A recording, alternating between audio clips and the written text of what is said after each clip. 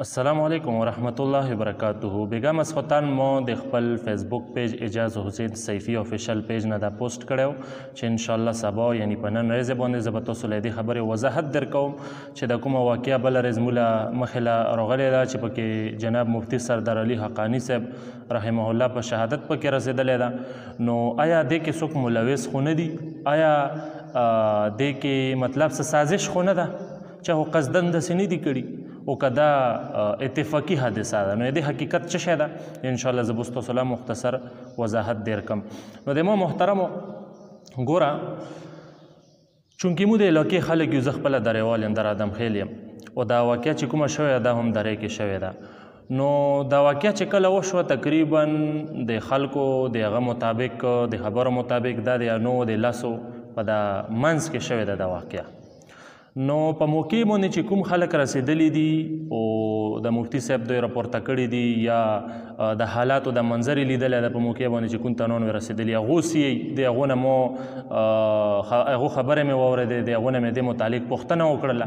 څه خصدارو نه مې دې متعلق پوښتنه وکړله چې دې خبرې حقیقت څه، آیا دا یوه اتفاقي حادثه وه که په دې کې څوک ملوث کېدلی شي؟ ګوره په موقع چې کوم خلکو څه لیدلي که نه هغه دغه خبره کوي چې مفتی سردار علي حقانی صاحب غالبا چې کرک نه یو پسې کوله، څوک داسې څوک چې هنګونه یو پسې کوله، خو د کرک والا خبره ښایي چې دا لږه مضبوطه ده چې کرکونه یو پسې کوله او ډېر تیز ګوډی روان کړی و او وشه دغه خلکو خبرې والله عالم چې چا غلطي وه که نه چا ګوډی تیز روان کړی و، چا نه د غلطي وشوله. خو بهرحال وی چې مفتی سردار علي حقانی صاحب دا هم د اخ طرف نه را روان و، د کوټ طرف نه او د کوم ګوډی چې سر جنګېدلی خلک چې صرف ګوډی ده، نو دا د پېښور طرف نه ښایي چې هغه طرف نه را روان و. نو دا دواړه یو بل له مخامخ شوي دي او ډېر په تیزۍ کې جنګېدلي دي. خو ګوره دځه کې مسله اوس دا جوړه ده خلک یي چې هلکه دې کې څوک ملوث کېدلی شي، دا سازش ده. ګوره که چیرې دا سازش وی دې کې څوک ملوث وی نو بیا په داسې طریقې باندې اکسیډنټونه څوک نه کوي چې په خپله باندې هم پکې خراب شي، ځکه چې د صرف والا کوم ګوډی چې سره جنګېدلی هغې متعلق دا خبره کوي چې هغه څوک حکومتي سړی و، نو وی چې هغه په خپله باندې ډېر سخت زخمي و، وینې پرې راماتې وې، داسې و چې دماغ یې چکر کې و، دماغ یې کار نه کوو، په خپله باندې هم دومره خراب شوی و. یو بل شخص و سره په ګوډي کې هغه هم وینې و خراب شوی و او دوی ماشومان یې وړکې وې سره ښایي چې هم سره موجودې وې، ښځې وړکې ماشومان یوې پکې پښه ماته وه او بله من زخمي وه. نو دغه خبره تاسو په خپله په دې باندې سوچ وکړو، آیا دا تاسو له داسې لیدلی شي چې دا به چې سازش وي؟ هغه غریب پکې په خپله خراب شوی ده، خپله ماشومان بچي وې سره هغه پکې خراب شوي دي، خوږ شوي دي. نو دې نه تاسو څه تو ذهن کې څه رسي؟ دا خو یوه اتفاقي حادثه لګي، دا خو دې کې خو ملوث یا څوک کېدل یا سازش وغیره دا خو داسې نشي لیدلی.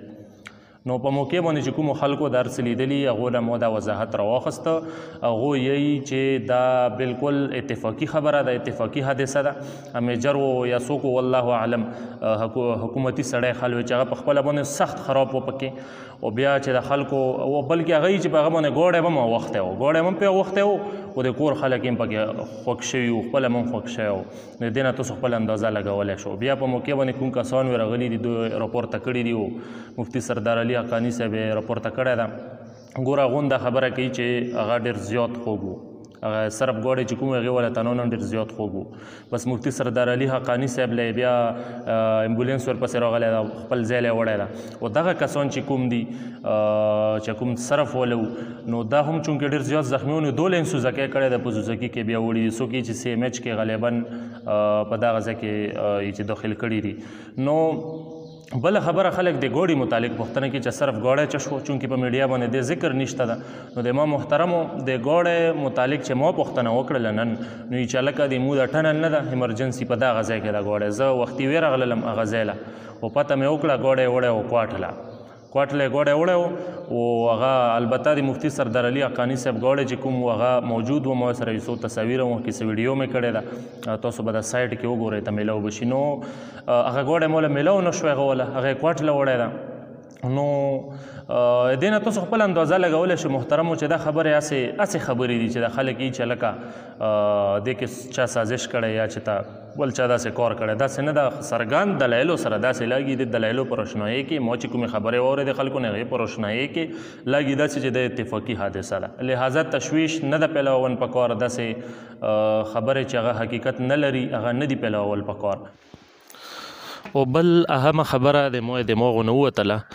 دا معامله چې کومه داسې هم پټېدلی نه شي د حقیقت په واضح شي ځکه چې اف آی آر هم کټ شوی ده په دواړه جانبه باندې چې دا به د چا غلطي وی دی بیا پته کېږي دی به تفتیش کېږي نو دا معامله هسې هم نه پټېږي لهذا غم مه کوو دی له چې کوندې دا به چې ته پټه پوتې شي معامله به څرګنده شي ښه موله چې کومه پته ولګېده د خلکو نه مې کومه خبره واورېده یو خسادار راته وی چې اف آی آر شوی ده نو دا معامله بیا نه پټېږي چې اف آی آر وشي بیا به تفتیش کېږي نو چونکې مو علاقې خلک یو موږ له بهتره پته وي د تاسو په نسبت باندې نو دا داسې مسله ده چې تاسو له مې کوم وضاحت ډېر کړو ما له څه ویلي شوي وو خلکو نه مې کوم څه واورېدلو هغې مطابق تاسو له مې خبره وکړله داسې کې یوه بله خبره هم زه تاسو له کول غواړم چونکې د مفتي سردار علي حقاني صاحب رحمه الله سره چې کوم د وړکي وو په ګوړي کې نو هغو کوم رشته داران دي هغو چونکې رابطه کوي چې لکه یمو موبایلونه چشولو یمو دې وړکو نو محترمو کوم امبولینس چې راغلی او مفتی سردار علي حقاني صاحب پکې وړی مغه امبولینس والا کسانو له د موبایلونه ورکړي شوي دي نو تاسو د هغو نه پوښتنه وکړو نو دغه د دې واقعې مختصر حقیقت او تفصیل و چې تاسو په وړاندې مې مخکې کړه چونکې اضطراب ده او تشویش ډېر زیات ده نو ښه خبره به دا وي چې څومره کسان د ویډیو ګوري مخکې شیر کړو تاکې خلکو له دې تفصیل پته ولګي السلام علیکم ورحمة الله وبرکاته